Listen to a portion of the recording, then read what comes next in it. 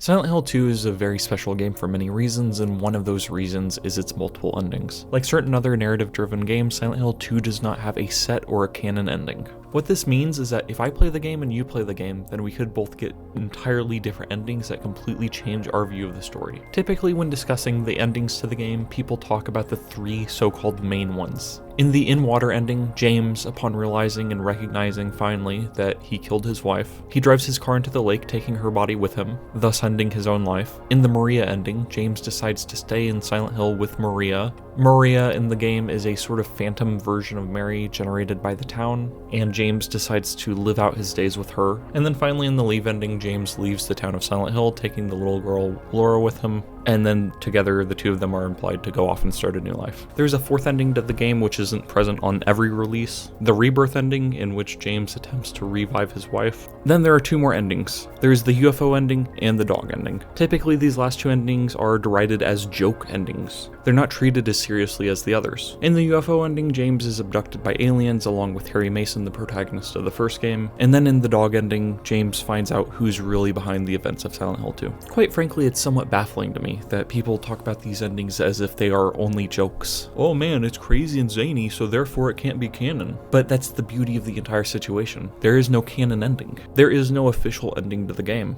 No one can say for sure how James's story actually ends. And so with that in mind, I would like to take a look at the dog ending and make an argument for why I believe it is the true and canon ending to Silent Hill 2. The dog ending is not an ending that can be obtained on your very first playthrough of the game. Prior to getting the dog ending, you have to first get the Maria, Leave, and In-Water endings, or the Rebirth ending. And the Rebirth ending itself is not something that can be obtained on the first playthrough. What this means is that in order to get the dog ending, or what I will refer to as the true ending of the game, you must play through the game a minimum of 3 times. So, why is this important? Some people might look at it and say, well, the dog ending is a joke, and they don't want you to get a joke ending on your first playthrough, so that's why you have to play through the game multiple times before getting the dog ending, but I say that these people are wrong. No, I think the reason why the dog ending can only be obtained after completing the game multiple times is because of the fact that the endings lead into one another. James obviously has some kind of self-imposed amnesia. If you think he doesn't, then explain to me how exactly you can forget about murdering your wife with a pillow. So James, in that sense, is a sort of unreliable narrator. He's kind of crazy. James thinks that Mary died years ago, but in reality it's only been hours or at most days. In a lot of ways, James reminds me of my grandma, which is to say that he has dementia. And much like my grandma, James cannot be trusted because of that. His memory is faulty, his brain is broken. He don't think good no more.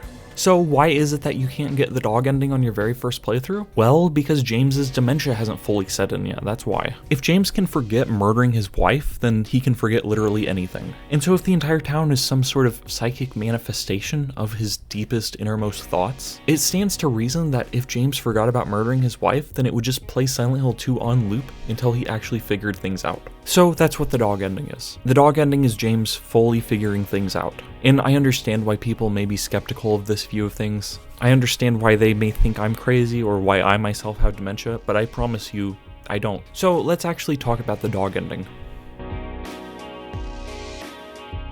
The dog ending is interesting because you have to play Silent Hill 2 up until the point right before James remembers killing his wife. In a normal playthrough of the game, James finds a VHS tape that he and his wife made, and you think it's going to be a sex tape, but it's not, it's just, So anyways, you play up until that point, and right next to room 312 where they stayed, there is an observatory. If you have picked up the dog key from earlier in the game, and if you have gotten other endings to the game, then that is when James can finally break through and enter the observatory. It is here that you meet Mira, who is a beautiful, cute Shiba Inu, and it turns out that she is the one behind everything. She is the one behind the town. She is the one behind trying to get James to remember the fact that he killed his wife. Now, I think that there are two interpretations to this ending, and I think both of them are equally valid. One of them is that this is James's dementia finally taking over and completely distorting everything about reality. James has effectively lost it so badly that he doesn't even realize that he's speaking in Japanese.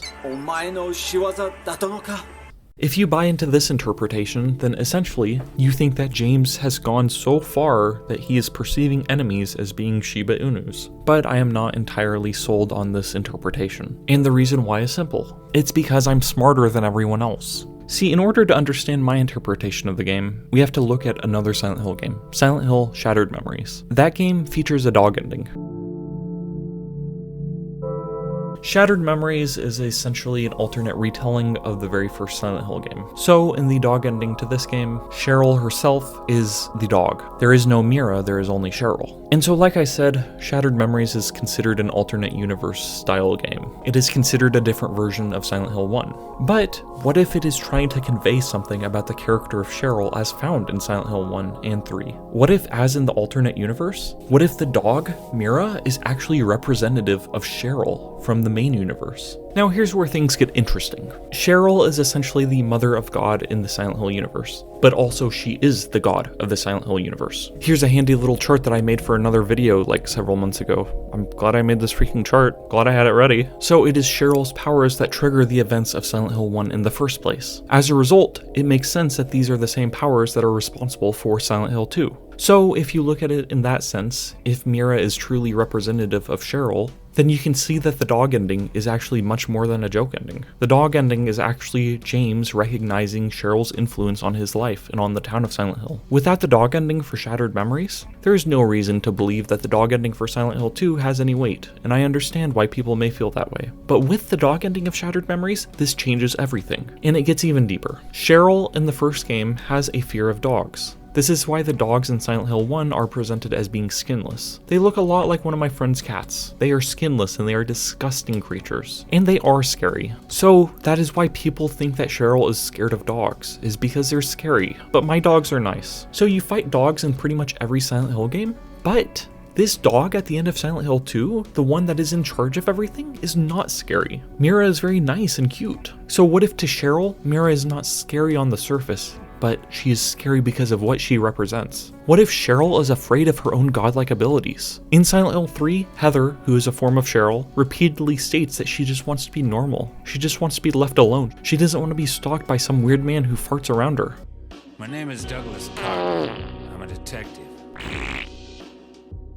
A detective? Really?